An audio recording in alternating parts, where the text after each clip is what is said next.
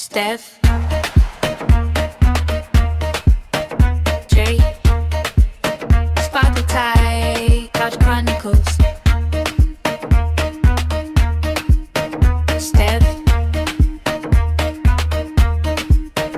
Jay, Sparkle Tie, Couch Chronicles.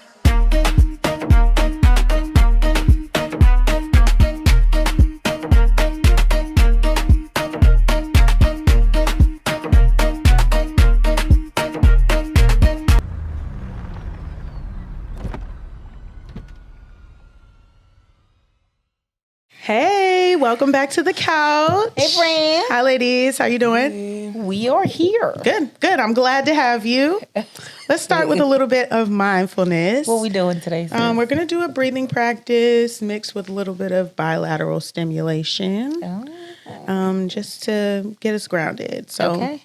You can get into a comfortable position, close your eyes if that feels good, or just take a low gaze.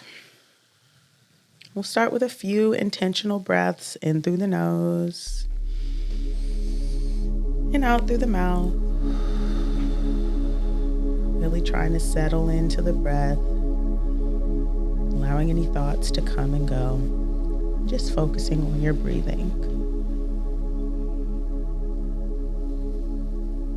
Next, I want you to wrap your arms right over left. Gently hold yourself for a moment. Take note of how that feels as you inhale and exhale. Are there any sensations or urges at those pressure points where your hands might connect with your arm? Just noticing without judgment.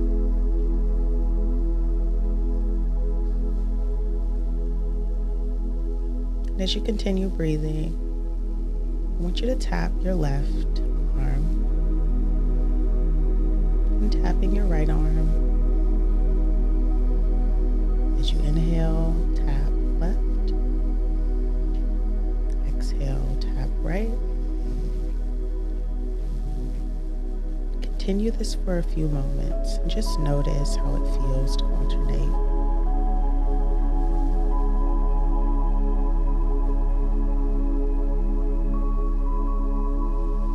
If your mind begins to wander, bringing yourself back to the sensations of tapping and your breath.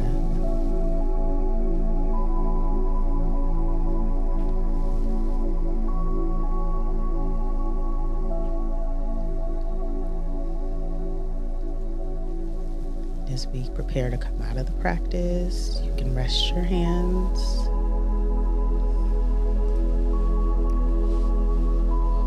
And begin to notice your body once more. Offering yourself some gratitude for being in practice today. And taking a few deeper intentional breaths here at the end.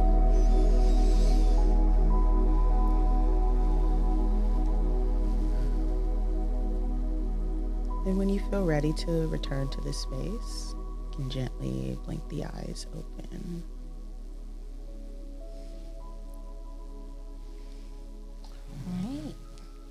All right. Stephanie, what are some things that you noticed about your mind or your body during the practice? My mind actually was pretty clear. I didn't have too much going on there. And then I noticed that there was in my body like this sensation that was over here that was pretty consistent. And then by the end, it wasn't as like forceful. Okay. And it felt like my airflow was able to go in and out a lot smoother. Okay, so I'm maybe noticing like there was some tension or tightness that almost kind of created this feeling of restriction.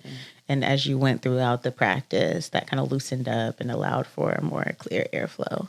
Yeah. Did you notice any differences between your left and right body parts at all? When I was doing the left with my hand, because there's a little cushion here, I could feel my nails like pressing or brushing against it. But that was honestly the only really subtle changes or differences that I noticed. I think in the beginning, I didn't hear you say do alternate, so I was tapping at the same time, and I'm not sure if you repeated it again, and then I just went back to alternating, but it didn't. I didn't get flooded with any kind of like negative like feelings or judgments or anything like that. Yeah, so it sounds like you were able to just pretty much focus in on the practice and engaging and noticing your breath. Cool. Yeah. Thanks. Thank you. What about you, Jay? It was good because of what I have on. So when you say wrapped, I was like, I don't think this shirt is going to allow me to touch side of my arms as much as I would like. So I did notice that restriction, but I was able to like touch this part. And the deep breathing, I think, I didn't even notice my heart was racing, probably because I had too much coffee. But I noticed that I was like, wait, I think my heart is racing faster than normal. So I noticed that I wanted to be intentional about the deep breath. So I was like, okay, girl, like take a couple of deep breaths to kind of, so I did notice like my heartbeat was beating faster. I know that tends to happen with the caffeine. And then I have zero coordination. So there was a judgment when you say, I think I heard like Stephanie, I was tapping at the same time until I was like, oh no, she said inhale, tap one, and then alternate. My coordination was like, at one point. Did you give up? Did you keep trying? I didn't give up. At one point, I was just taking turn tapping. Yeah. I don't know if it was in synchronizing with my breath or not. I was like, there's something about in my brain, like doing multiple things. That's why when it comes to dancing, they're giving steps. It brought me into that space, so that thought came You're a freestyler, not a choreographer. I'm not onto the choreography stuff. So then, but I stick to it. So I just did what work around like, I was taking turns tapping each side of my arm and also breathing at the same time. Yeah. So okay, so it sounds like you noticed quite a bit trying to organize yourself around the practice. Did you find that you were judgmental of that, or did you just kind of go with whatever worked? Only with the coordination of the tapping, there was a judgment where I was like, this is why I don't do shit like this. I hate coordination. Like, the thought came like, I hate fucking coordination shit. Like, so that came, it came and gone. And I was like, just do what works. So then I was just taking turns. Any differences between your left and your right side at all? No, there was not much. No, there was much difference. I did notice that even as I'm talking, towards the end, my heart rate. Your heart rate went down. So decreased. Well, I guess that the bilateral stimulation did what it was supposed to do. It did what it was supposed to do for both parties. My own experience, I definitely had some judgments right away with crossing my arms. Okay. I got some big ass titties, so maybe that was it too. So I did have some maybe that was a thing too. There, but then I'm like, everything feels different. I noticed some tension in my shoulders as well, just kind of being in that more restricted or tight feeling. And then I thought about allowing that to feel like a hug instead of feeling like tightness and tension and restriction. I'm this feels more like a gentle touch and doing the tapping.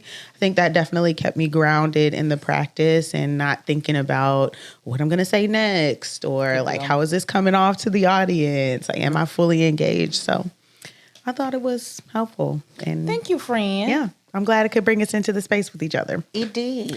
All right, what are we talking about today?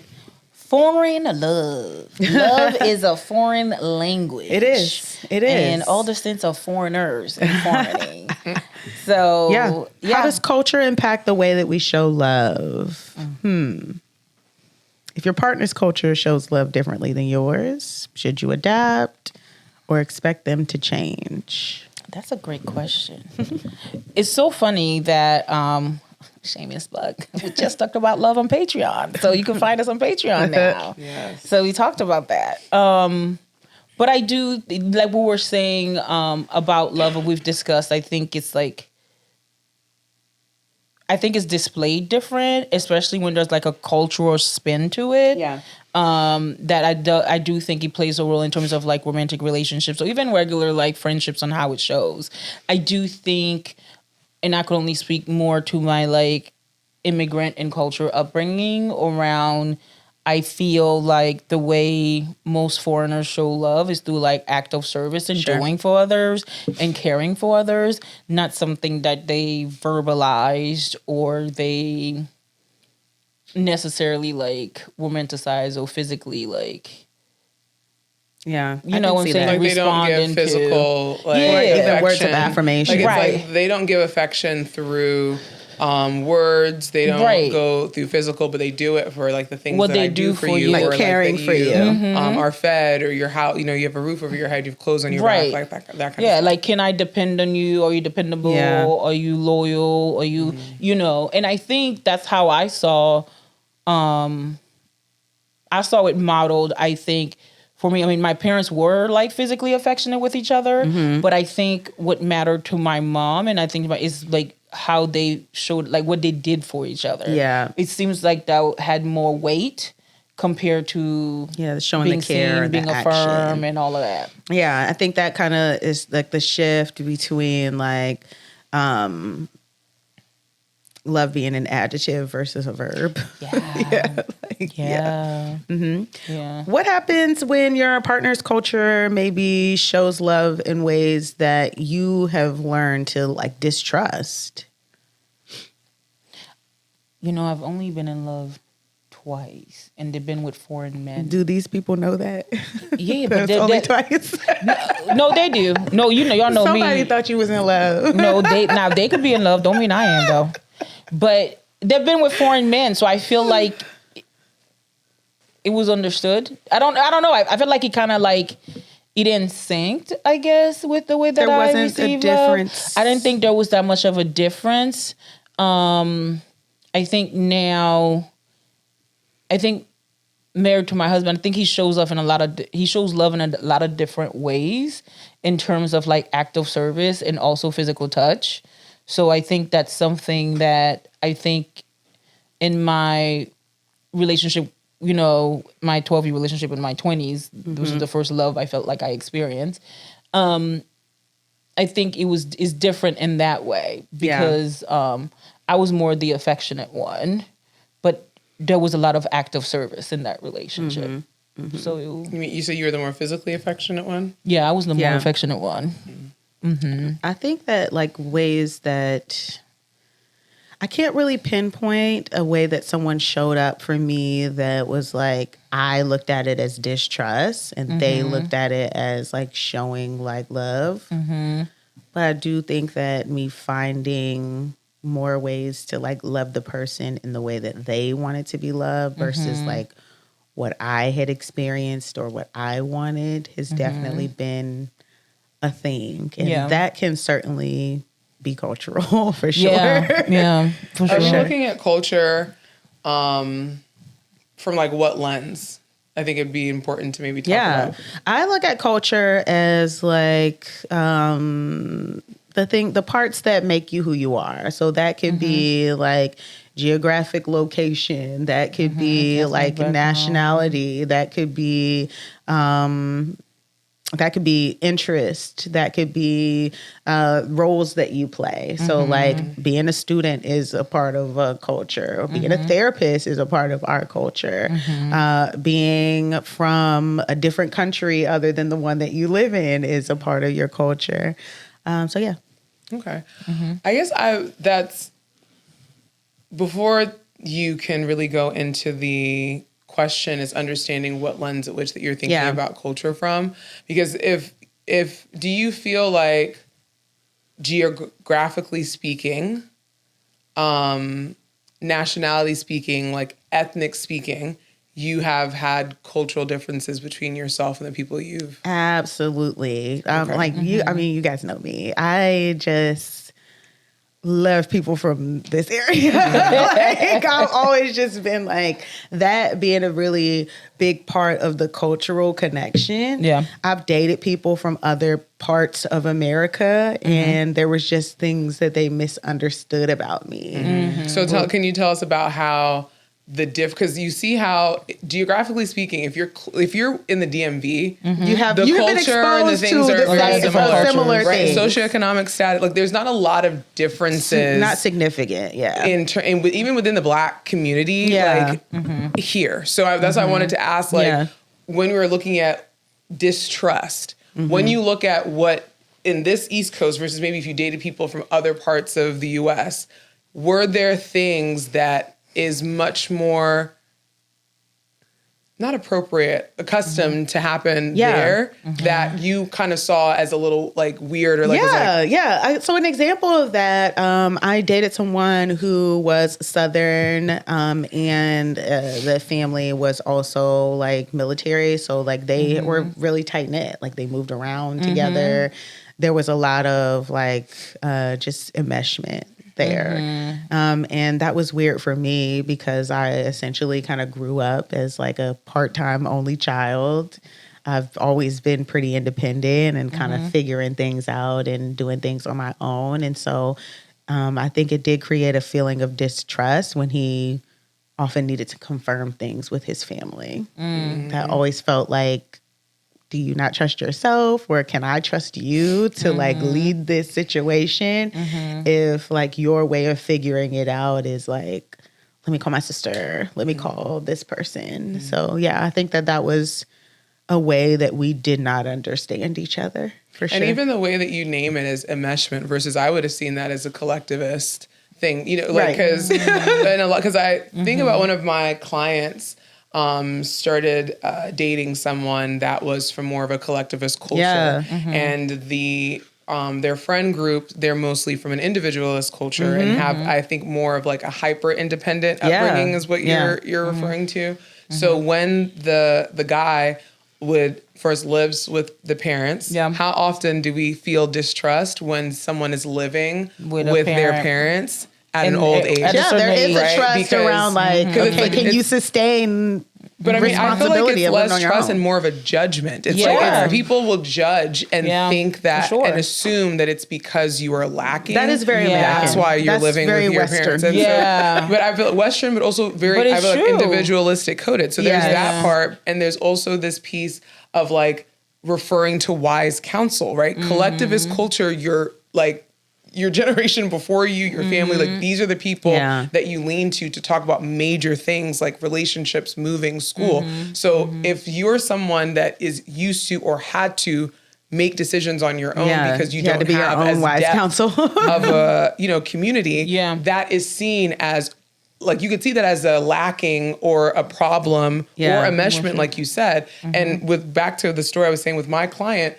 the friend was immediately judging, well, why isn't he living by himself? Why, like, I feel like they're a mesh because, like, he does things with his family. Mind you, you guys know, my family and I, we're tight. Like, we do things. I invite them to my birthday parties. We do things together. We hang out on a regular. Like, I have no problem them being very immersed in my life.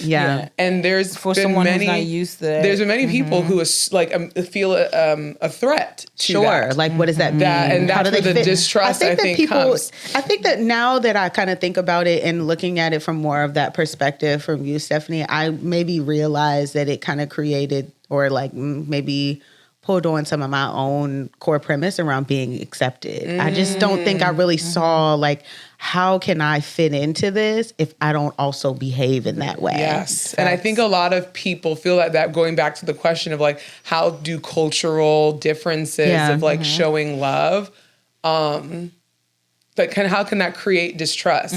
So I think about also one of a more common in race thing is when African American people date people from another culture, African culture, like if they're African, Caribbean, even religion is another big cultural difference in terms of like how you show love. Because I feel like and please correct me if I'm getting this wrong, but I believe in like in the Muslim culture, there's certain things around like gender roles or around like how you show up as a way to kind of like show like love, and as a man as well too, right? So if you are not a part of that religious tradition or practice, dating someone from that culture and then presenting you with those things, it could definitely cause you to feel like maybe oppressed or like someone like, why are you trying to change me, or all of these different things.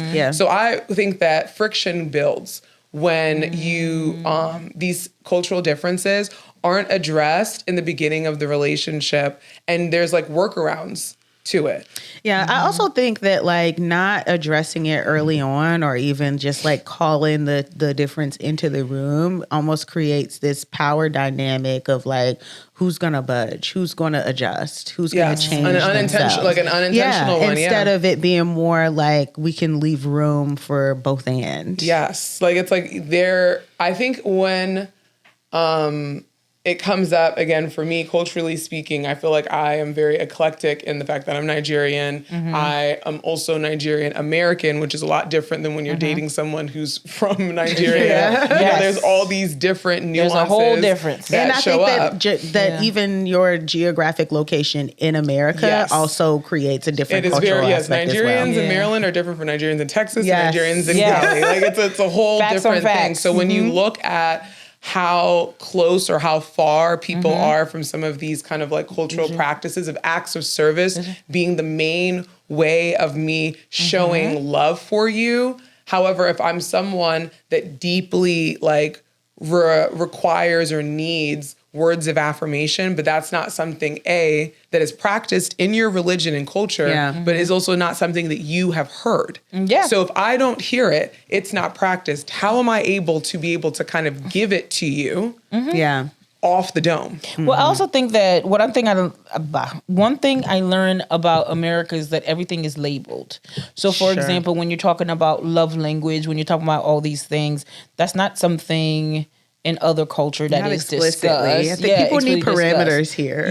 So I think that becomes an adjustment, because even as you're talking, I'm working with a Middle Eastern family who I introduced love language to, in the ways that they've realized, we actually been loving each other in this way. We do have this common, or there is a separate thing there. So I do think that because here there's labels and explanations and understanding for everything, and it's not the same thing in most cultures that is clearly defined. And in a way, and I'm only speaking like as a Caribbean person, but even in Haiti, like Haitians, you see like there's I feel like the love is so organic without expectations, in terms of it should look this way, and everybody end up loving in a way that the majority of the culture do love.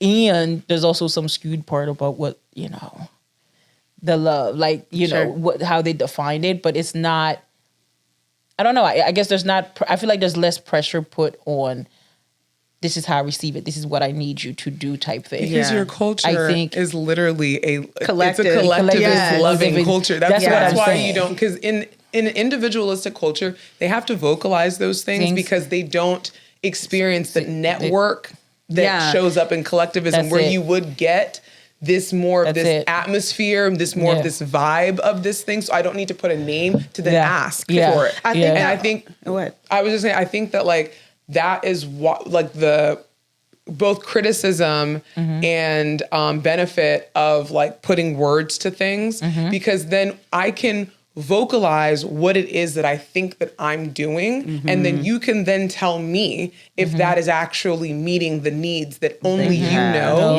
that you have. Because I'm operating from the guise that I think that I'm doing what I feel like is, loving and caring. How often have you had couples being like, well, I do this for you, and I do this for you, and I do this for you, and then the other partner's like, I didn't ask for that, didn't want it. That's not what it is I need. When I asked you to do this thing, right? You didn't do this. And people are unfortunately misconstruing the fact that it's not that they're saying that what you've done is awful and sucks ass. They don't like it. They're saying that we would like you to prioritize the thing that I asked first, and not do that at the end of you doing everything that you think that I wanted. Yeah. And then also, we're jumping a little bit, but doing the thing that you wanted and showing that's the way that person also received love. Sometimes we do acts we do things and we love people in a way that we want them to love us back the same way. Yeah. You know, yesterday I kind of had this overload myself with couples yesterday, which was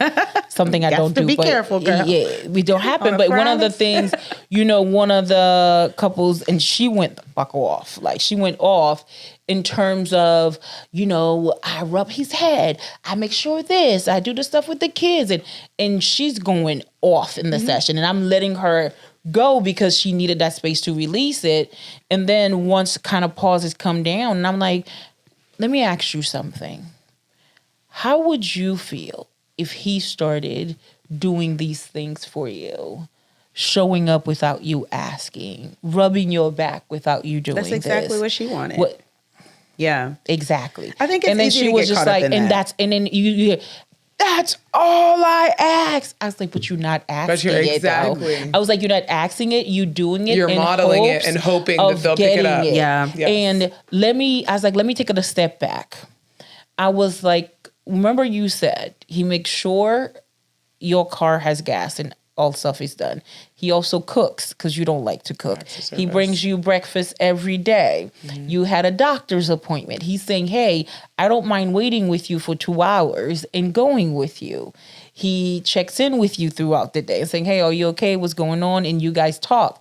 And there was this moment of like, right. Putting names to what it is, like what I'm actually receiving. Exactly. But because I'm super oriented and grounded in what I'm not. Yeah. I think that like when you grow up in a more individualist or like, to me, I look at like more of like a collectivist culture. Everybody is like knowing of and committed to their role, right? Yeah. So there is this just like subconscious togetherness. Like we all know that like we are a part of this together. I know what my role is and I can fit in that.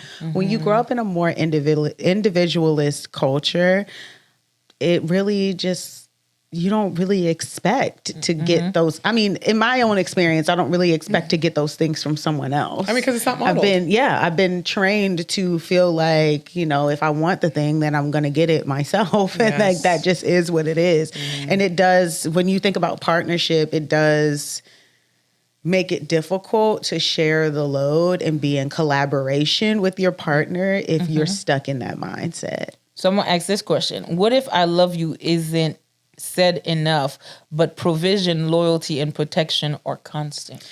I think that some of that is also a part of like knowing what it is that you need. If you are a words of affirmation girly, I think it's okay for you to say that to your partner while also really checking into like, why do I need to hear this specifically? Why is it that like the words are necessary if I'm getting the things that I need with the actions? Why do I need to hear it? And oftentimes in my own therapy work and in working with other people, it's often like a way to soothe some inner child disconnection. Definitely to validate. validate. Because it's also, I like the follow-up question that Stephanie had put on here was around, then why do kids of foreigners question if their parents love them? Here, me. Pick me. Sorry, just another ADHD moment. I volunteer as tribute. Sorry. So the thing that I wanted to say was when you had said the thing about like collectivist versus individualist culture, and about how in collectivist culture people are aware of and like they know their role, and that role is important.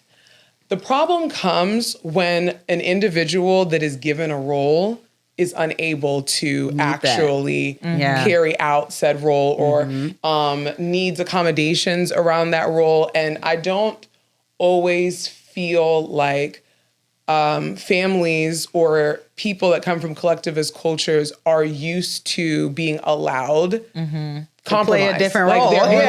Or the other parts of the system are willing to shift to accommodate the ways in which that person is lacking. Because a lot of the times I feel like children are expected to be the more malleable piece. You're supposed to be able to make up adjust. for the areas at which that I am lacking. Yeah. So you can't have a different role because I can't even play that role myself. Yeah. You know, so that's why I think that even though kids or adults that have, you know, coming from more of that like individualistic or capitalistic kind of society, they are, they have similar, vice versa. People that are in the collectivist society have very similar feelings of isolation and like inferiority because if you just do stuff for me, but when you've hurt my feelings, you don't acknowledge that you hurt my feelings. You don't even come to like nurture me in the moment way. Of the rupture. So you that brings reassurance. Right. You know, like, but so like you then come, so then it makes me feel like, am I the problem? Am I the issue? I don't know what happened that upset you. I'm now unsure or out of practice on how to come back to you. You don't know how to act. To reconcile. Because I know part of my reason, a lot of the times I had problems with reconcile or even breaking up because when ruptures happened between my parents and me, it was just me. My parents would blow up at me. I'd get yelled at. I get the punishment, but nothing. It was no one came to them. There was no relationship repair. How are you feeling? How is now all of a sudden I have like food, or you're buying me these like you want to go get something to eat. So it's like so I learned that I have to deal with like emotional wounds that come from other people on my own. Yeah. So if my partner then hurts my feelings or does things, I have so much history that says they're not going to like come to you. So I'm already in this like acknowledge it, quick place of doing it on my own. So back to what I was saying about like why foreigners don't like question if their parents love them. It's because when there is conflict or rupture, I don't think that people are given the love they require and need at the rupture. Yeah, right. Like it's like I need the words of Yeah. affirmation at that point that I was hurt. I need the acts of service at that point I was hurt. Yeah. It's okay like when the general ecosystem is like healthy and balanced and good. But when a predator has come in, when there's a threat to the system, what first aid, like what was done in that moment to bring me back to a place of like balance and stability and we're a partner in this and I'm not just by myself and feeling bitter and that just be a growing thing. Well, and I think that's the thing, where does reconciliation happen, right? Because the truth is, you know, we can only do what we were taught. Yeah. So or what our parents didn't grow they didn't grow up with the hey, I know we just had a friction. Let's talk about, hey, are you okay? Hey, I'm sorry. Hey, you know, I didn't mean. They didn't grow up with that. They grew up with, okay, give it time. I said what I said. I did what I did. Or we just have shit to do. So yeah, you cope with it and you didn't. So then where does the reconciliation come if, you know, I'm living here, I'm adapting to this culture, though, you know, outside of my environment, my friends may say, oh my God, Tyler, I'm sorry, I didn't mean to hurt your feelings when I said that, you know, or I'm with a romantic partner and we get into strife and I'm going back to your point into like healing my own wounds. And then my partner's like, hey, are we going to talk about this? You're like, you want to talk about it? It feels like a mind fuck, like a splitting, if right? you will. Exactly. So then where does the reconciliation happen for the individual where you turn, you know, you accept that, well, in these different spaces apply? Because I think there's a radical acceptance that has to be done around the fact that my parents can only do what they were taught. Can I model it for them? Can I express it to them? You can also have the expectation that it may take time for them to adapt or they may not adapt. Yeah. And where can I also keep practicing it in my life because I know that sustained me. Am I making sense? No, you are making a lot of sense. Yeah. I think what keeps people from starting that process is their ignorance around knowing the connection between how they're showing up in their relationship and what showed up at home. The amount of times that I will try to bring up, like with clients in the beginning, it takes a little bit of time for like, you know, the guardrails and really the brain to kind of like relax and trust enough to kind of give these memories, to differentiate. But a lot of the time they'll be like, no, like my parent was like this, or this was like this, or this wouldn't affect in any kind of way. Yeah. Like, oh, my mom was, like my mom loved me. She would cook for me. She would do this that for me. Immediate judgment. Yeah. If this didn't happen, then that means that there wasn't love. Right. But there's also over defending of the parent. Yes. So there's a over apologizing, over defending because it happened. So I always have to saying, hey, two things that are opposite can be true. Correct. Yeah. Your mom was a great mom. She worked. She provided you with your needs. And at the same time, what I'm hearing, you needed emotional nurturing. You needed she didn't have that to give. And she didn't have that or didn't know how to give it. That doesn't, you don't have to apologize and say, well, I don't want to make my mom or my dad look like they were a bad parent.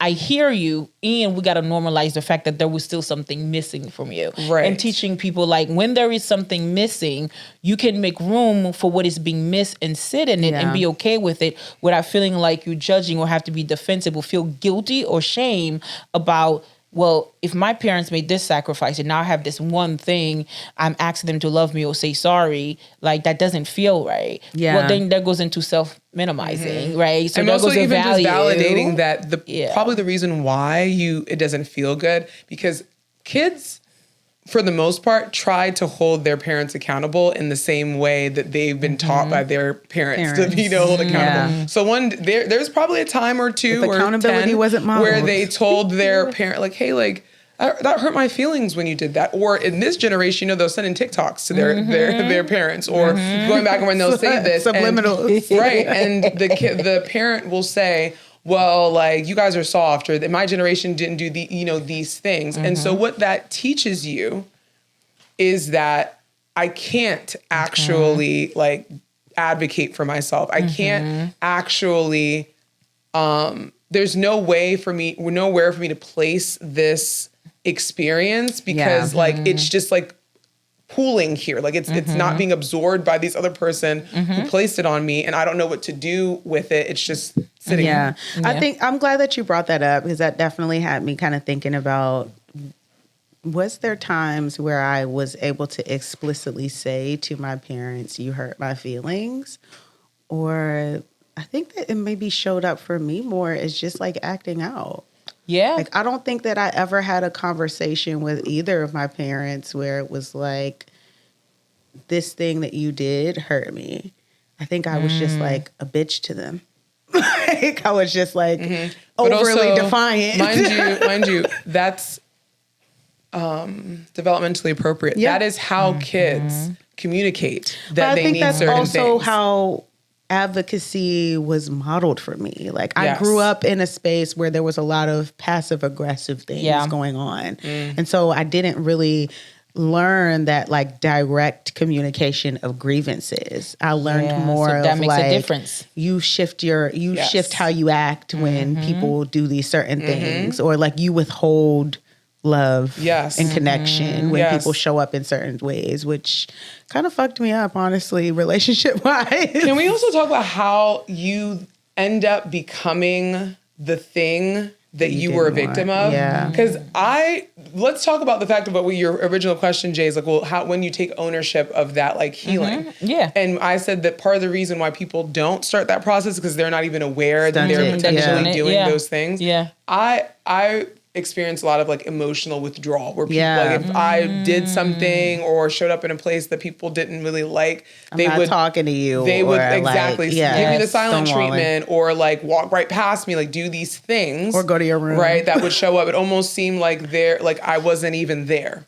Yeah, I didn't realize that when people would upset me, like I remember in high school, to me, people genuinely would not be there. Like when I would be upset, like it would be like, you are not, I'd have a hard time shifting that experience, because I think I had almost like developed a sixth sense of knowing when someone, like when a rift was like happening, my body would just feel this like, oh, tense. this thing is, shut it off. This thing, right, this is happening. I don't know what to do here. Like, are we going to be good? Are we not going to be good? Because the main source that was giving me this emotional withdrawal never came back to close the loop in a way that my system was like, oh, close book. It was just always just up in limbo until the person decided to just like veer their way back into things. Yeah. And that's what I ended up becoming, is that like I would feel whatever happened, I would be upset, and then over time I would feel less so. And then it would just be like, we're just talking. Like nothing happened. Back to normal. Yeah. And then he leaves there. Okay.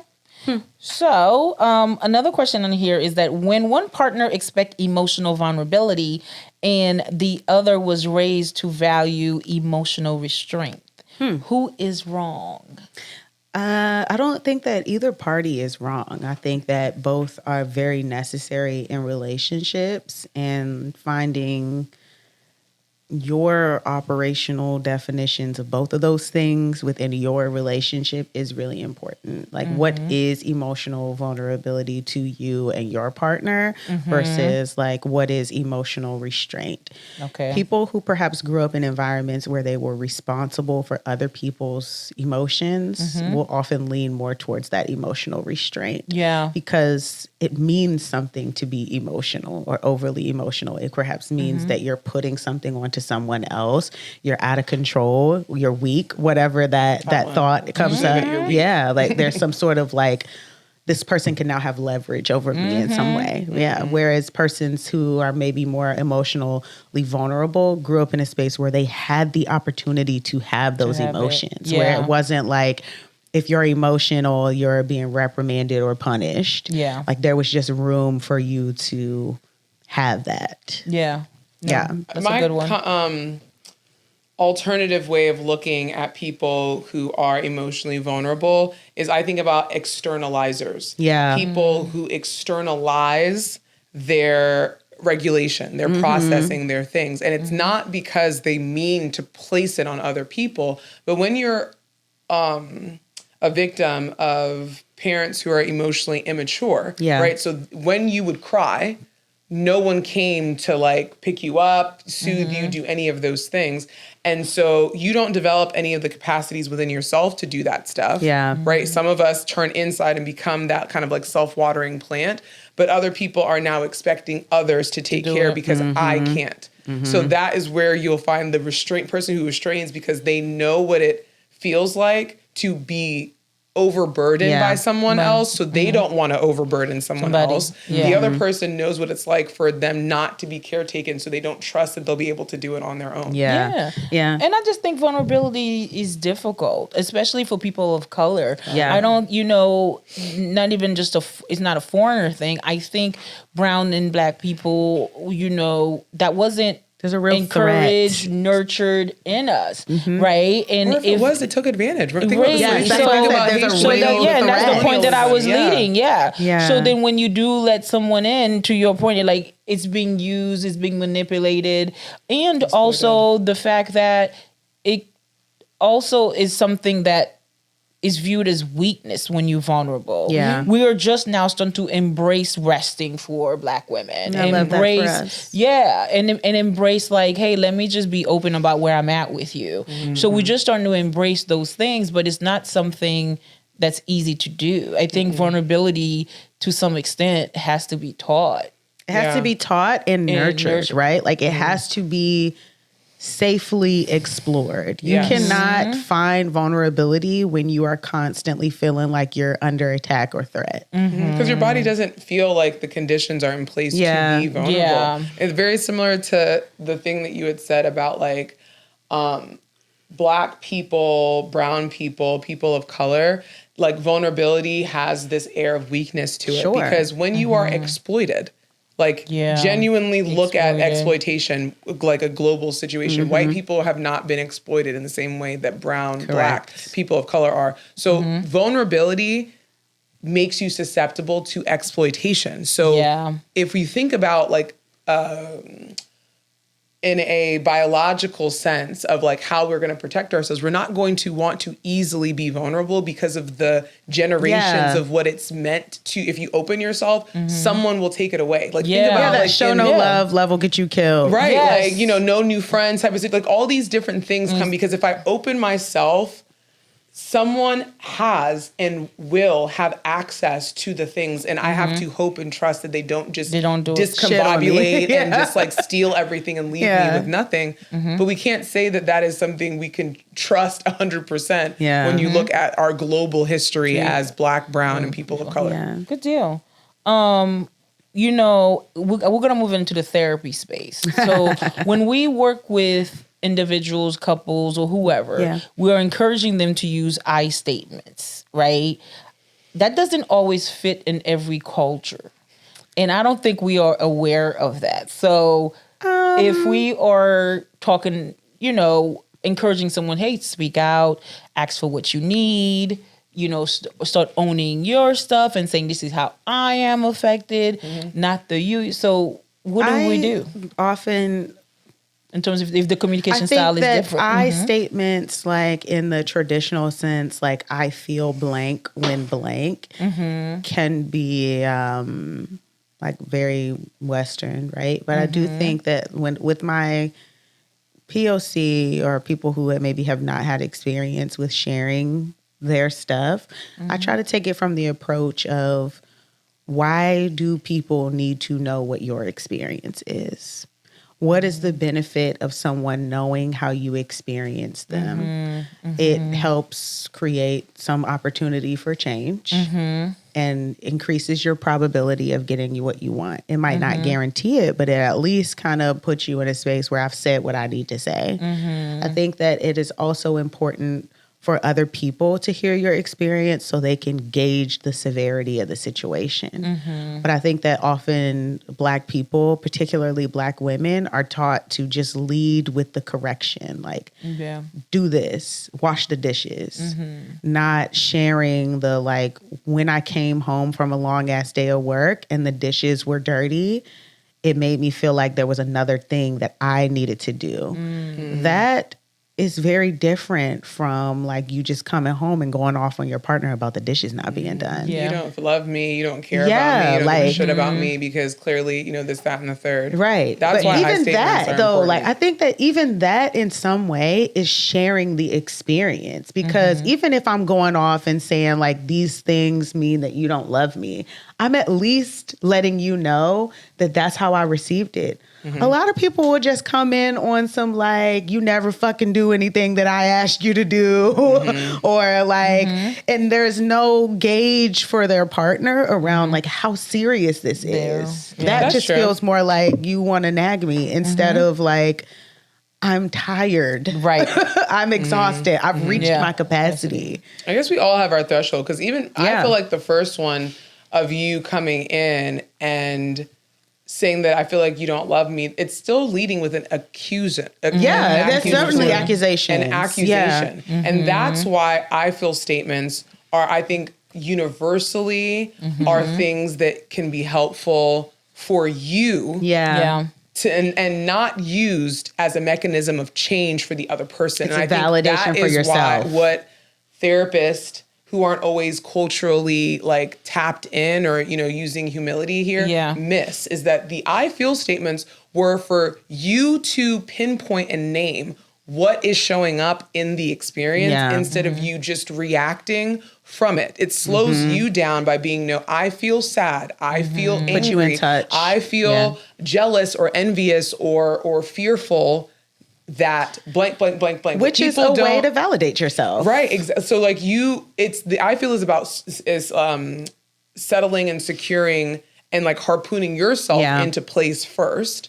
Then you communicate to the other person what circumstantial evidence or things contributed to the feeling state that you're having. Because people do not know how to separate the feeling from the factual events that happened, which is helpful for you to not put interpretations and believe things onto someone else's behavior. And it also models to the other person. So mom or dad or grandma or grandpa did not ever use I feel statements because that's not something that was in the language. But I bet over time, you using that language is just a normal way at which you interact with them. They will pick it up because that is how communication works. Well, and then also what I first start off is you also have to be open to exploring how does the person express their need or how they feel. Once you do that, then you can express, are you open to trying a new way, or how can I incorporate what you're already doing with that?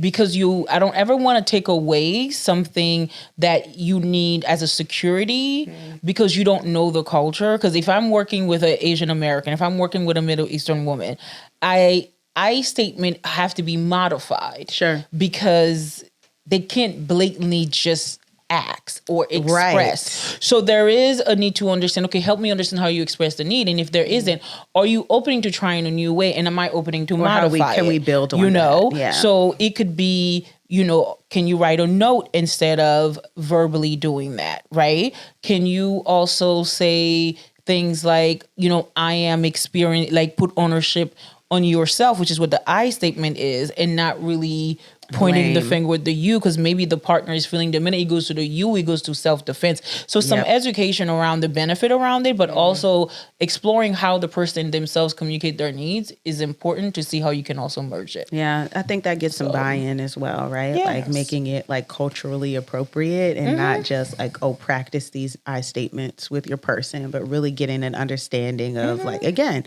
how do you express your experience based on your culture, your strengths and limitations, and how can we work with that? Yeah. So the difference between using I feel statements as a communication and versus using I feel statements is like more of like a self journal of like understanding of yourself. Exactly. Yeah. How do couples navigate identity shifts when immigrating to a different country? I don't think they do it well. I don't think there's a lot of open support. I think that we're just now in a space in the therapy realm where people are even acknowledging the immigration part, immigration by choice, as traumatic.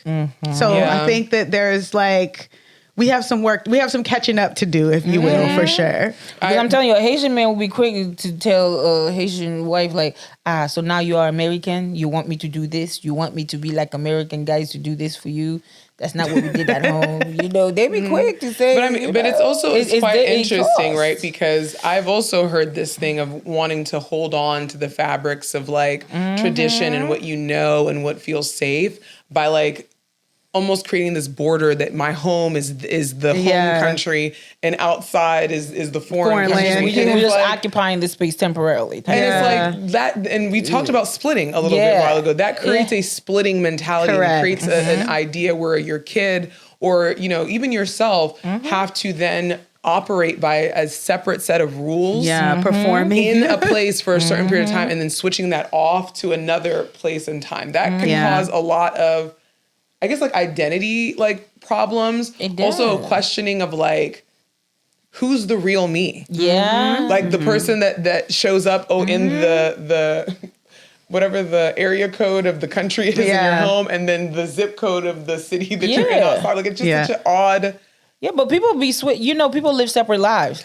People live separate lives. Some people show, if I know I gotta switch up at home when I'm with my husband or when I'm with my spouse or whoever it is, your romantic significant other. Your parents, if I know your parent, people switch up, and then once they leave out, they leave out. So the problem with that is that can get tiring. Yes, performance fatigue. That get really tiring because, you know, I constantly have to put different hats on. So there really is some work around, okay, what is our values here? Okay, what are some things that matter to you and I? And what are some things that you think you're going to need me to support with and I'm going to need you to support with because we are leaving here now. And this is what we have chosen for ourselves. And how do we make it work knowing that we can stick to this one or two values that matter to me and you? I think that there is just some natural resistance to like assimilating because of like, you know, colonialism or whatever, right? Like there is this like resistance to like, if I assimilate, am I going to lose my culture versus like, how can I like integrate and create new culture? But that's the thing. True assimilation, you do lose your culture. Like that's what assimilation is. It is the act of stripping the old culture into the new. What I think foreigners and most people are really looking to do is to acculturate. Which is not stripping yourself of what you are. It is the yin yang. It's that dialectical kind of like tension. The inclusion of both ends. Exactly. And I think that is what is hard for folks because it's easier to navigate a black and white setting, right? Like home culture, foreign culture, right? You're being American, you're not, right? The grayness of it all is harder to track, monitor, like, and it's complex. It's not as clean. You can't kind of like say, oh, you're doing this and like maybe like refuse something when it's gray versus when it's black or white. You can say, well, I'm not black. I'm not white, so I can just say that I'm not yeah. going to do that. But gray requires you to look at the full picture and what works, even if it's not something you want to do. Yeah, that's tough. That's tough. Yeah.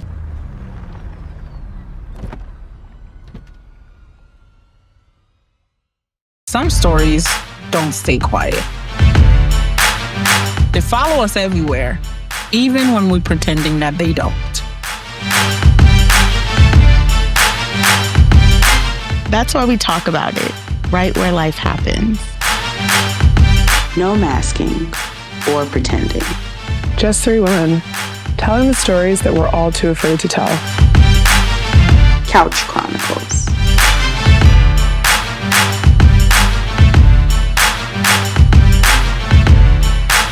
Real, raw us. Let's move on to our Couch Quickies, our new segment. Yes, excited. Yeah. So the quickie that I wanted to check in about today is this, cognitive dissonance that we are having right now between real shit that's happening, world events, war, pedophilia, Everything. all the things that are happening, and then this expectation that we are just supposed to carry on like normal, pay the bills, go to work, keep it going, kiki with the friends. And so I'm just trying to figure out how the fuck are we still carrying on?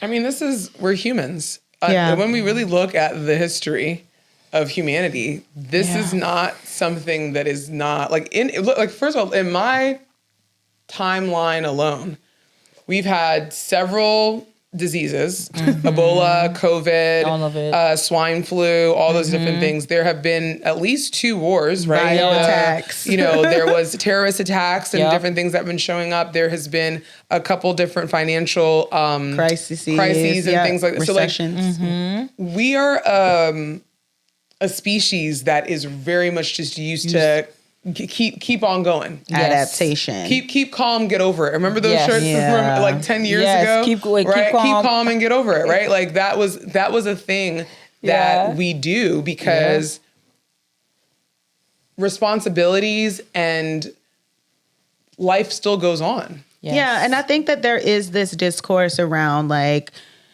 being physically in America, even just kind of being like a middle class person and like in doing the jobs that we do. Like there is almost this like feeling that if I use my privilege to disconnect, then I should feel guilty about that, or I should suffer because other people are suffering versus this understanding that, again, there's room for both. And I can empathize with the experiences of people who are lost. I can even look at like the things that are going on with like extreme disgust and still choose to use my privilege to take care of myself. Yeah. I don't think that there has to be like shame aligned with that, right? Like I can perhaps choose to disconnect or not consume specific news and also hold empathy for people. Like with the Epstein file shit, I'm like, I don't need to see shit else. Yeah. It's fucked up. Like I don't need to see anything else. Yeah. I also think people are envious. What are we trying to prove? I think that what you are kind of speaking to is how envious people are that others have a greater degree great ability to separate from what's going on. I'm about to say. It's a privilege. Really like I said, there is a privilege in being able to separate in some ways. True, but I'm saying that the envy that they feel is also a normal thing to them. I want to have that level of disconnection. I want emotional to have that and level mental of autonomy. Right, like that's a normal thing to have. But then to use that feeling to then try to oppress someone else or make someone feel bad for a privilege that you don't have is where there's like wasted resources, wasted things there. Because I think for me, the only reason why I'm able to keep going especially for as empathetic as I am and as like tapped in that I can be is choosing to align myself and anchor myself in the things that I can actually change and can actually do, and won't set me into a spiraling mess that has me just is it catatonic?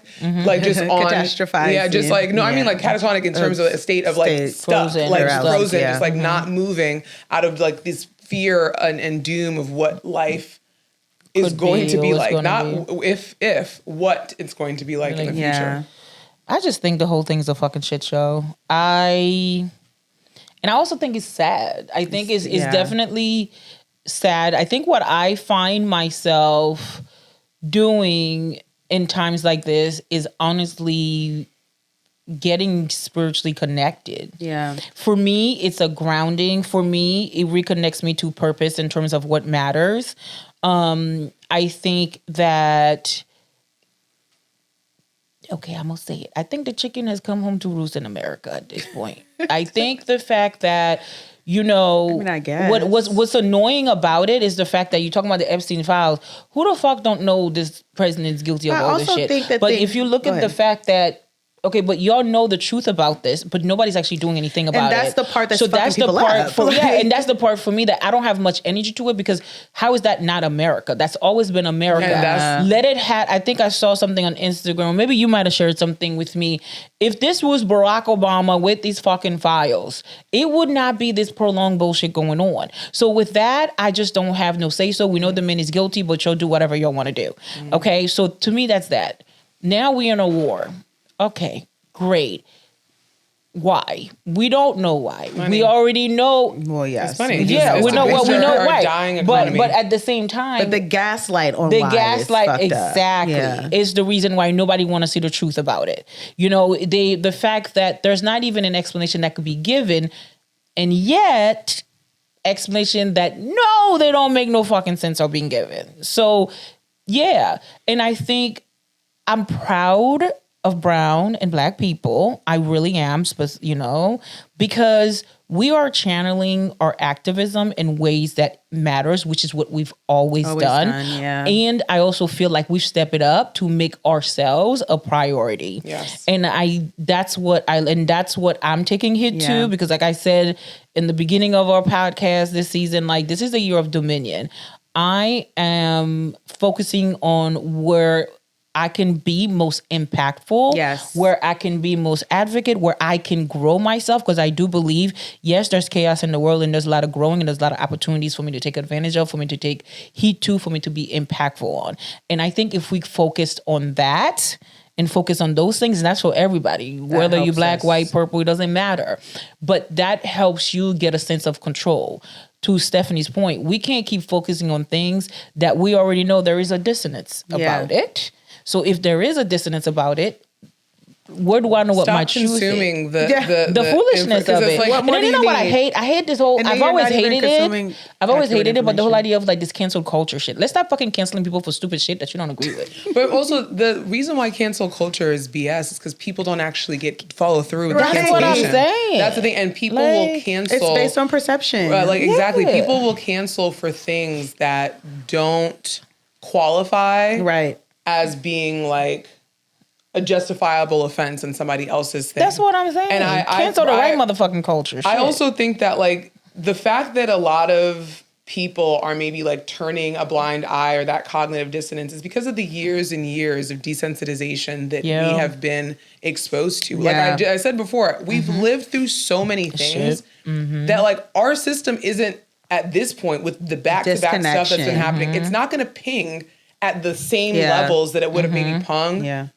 5 years ago. I think 10 years ago. Because people differ too, right? Yeah. Like, you know, for myself, being neurodivergent, I got the social justice warrior kind. There you Sometimes go. You know? It is really difficult to turn it off when the unjust actions are so egregious. And there is also an immense grief around the fact that all of these things are happening and nothing is being done in the way that people assumed, right? Yeah. Like you can't, like it is socially inappropriate and illegal to be a pedophile. So, like, why is it that our president is able to be it? He can't even fucking put sentences together. Yeah. But also, I think you know what I mean? So it's like the other thing that makes it a little is sad is that there's such an uproar because Epstein was a predator toward white kids. Yeah. Because we know that the pedophilia, the predatory behavior, these things have been rampant in our community. He also went to foreign countries to get some of these children. Because of it's acceptable though. Like the entitlement to like access to Black bodies is like, we're not really worried about that. Because I mean, this slavery, like that's what I'm trying to say. Like it's something that we as Black people know and are aware that like things happen to our community and no justice has happened. I mean, DC, what was it, 10, 15 years ago? And they had these the girls, the schoolgirls that were just like they were disappearing. They were disappearing. Mind you, they were called literally for weeks. They were talking about it, and then it just stopped. They never found any of the girls. They never did anything. It was just on to the next issue or next thing. So it's like this stuff is going viral in the way that it is because the people who thought they were protected from those experiences are realizing, like you said, the farce that they were living on was just exactly that. Yeah. Something to redirect you from them violating you. Yeah. So this was a good couch quickie talk. Yeah. You know, I felt it was very orgasmic. Not orgasmic. I mean, that's where my brain goes. Girl, please. Anywho. All right, fam. It's been a good conversation I think I'm glad that we talked about this in terms of like looking at the view of love to a different lens as it relates to culture. This was really a good talk. So where can they catch us? Yeah, please subscribe, like, comment, talk to us. We want to hear from you on Instagram, Spotify, Amazon, TikTok. Now we're on Patreon. And Patreon. If you want the deep cuts, the after dark. We have some spicy things on there. So if you guys want to get into see that. And you can get to know us a little bit more. But if you want to share any confessions with us that we might read on the show, or if you have any questions or topics that you'd like for us to cover, you can reach us at Couch Chronicles TAD@gmail.com or leave us some comments. When we post something. Bye, fam. Bye. Steph, Jay, Spotify, Couch Chronicles. Steph, Jay, Spotify, Couch Chronicles.